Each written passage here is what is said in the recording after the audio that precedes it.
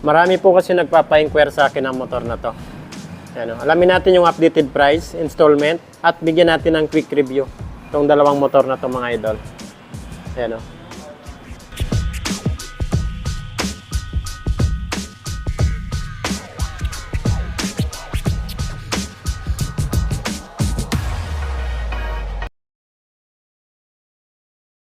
What's up mga idol, Chris Ride Motovlog nga po pala. For today's nandito ngayon tayo sa DES, Duwixam Incorporated.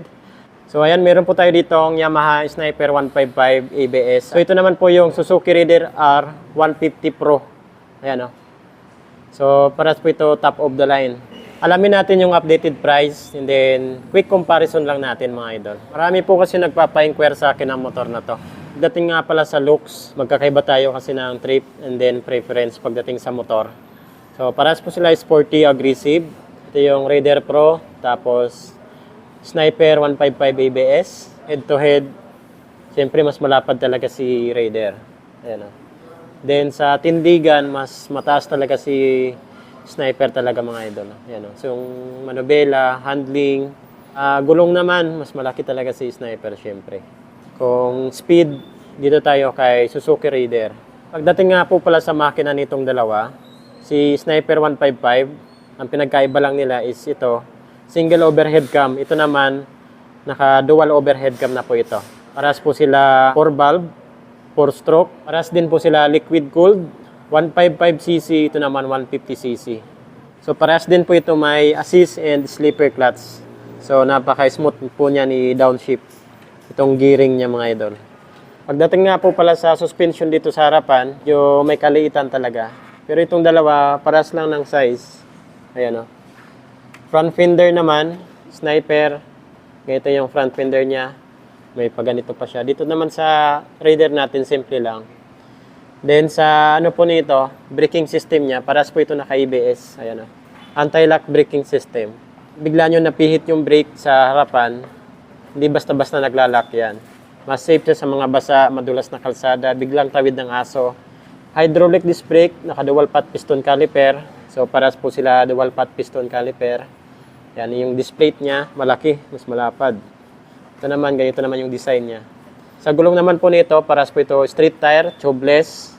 Siyempre, sa mags, paras po ito 17 inches. So, dito naman sa side nila, so sa Raider natin, medyo malaki na yung side niya.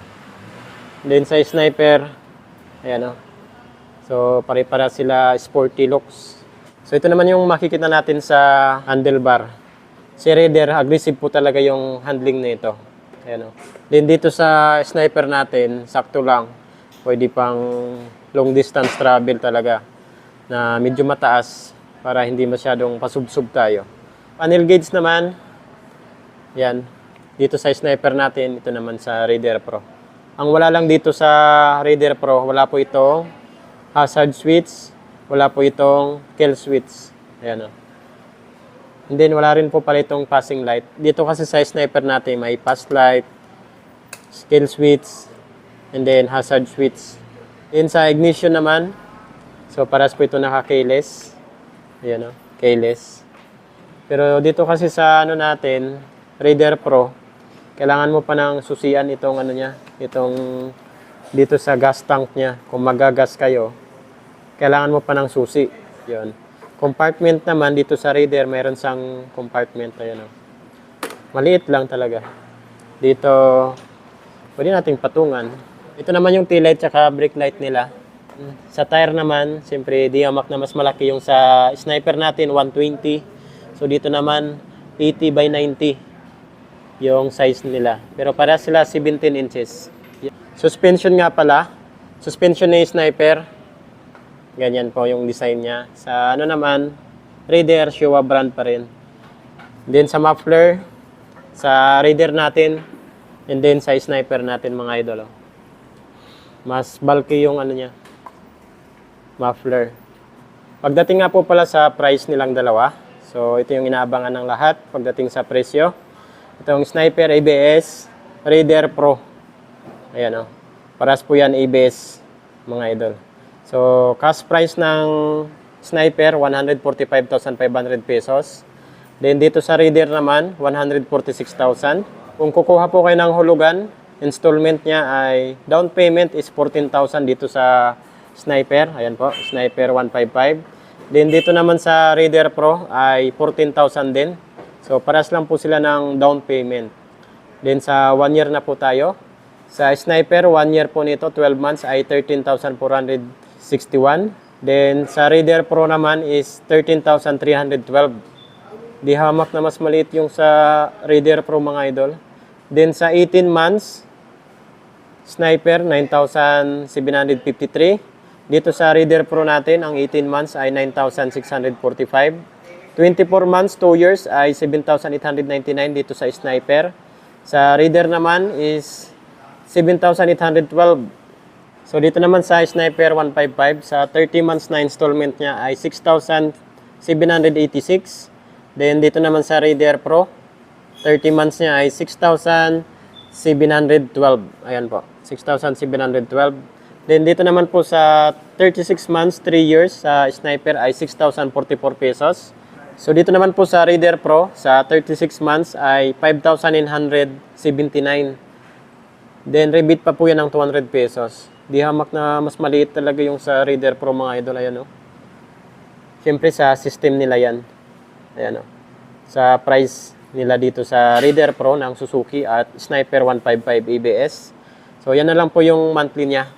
Kapag kumuha po kayo ng installment, paras po sila ng down payment 14,000. So kayo na mga idol. So ito naman po yung mga freebies nila. Same lang po sila ng freebies dito. Yan o. Free helmet, jersey, gasoline, LTO registration. 3 years na po yan mga idol. So yung down payment nyo, malinis na po yun. Free TPL insurance. Ayan po. So yun mga idol. Same lang po sila ng freebies dito sa kanila. Okay na okay dito sa kanila mga idol. So yun po mga idol. Sniper at Raider Pro. Ayan o. Kung may mga ipapa-inquire pa po kayo sa akin mga idol, comment nyo na lang po sa comment section ng ating video. So at least nagkaroon kayo ng konting idea about sa price. Ayan o. Sniper, 145,500 pesos. Then sa Raider Pro, 146,000. So pili na po kayo dito sa dalawang motor na to. Chris Ride Motovlog. Ride safe po tayo palagi. God bless you all. Thank you.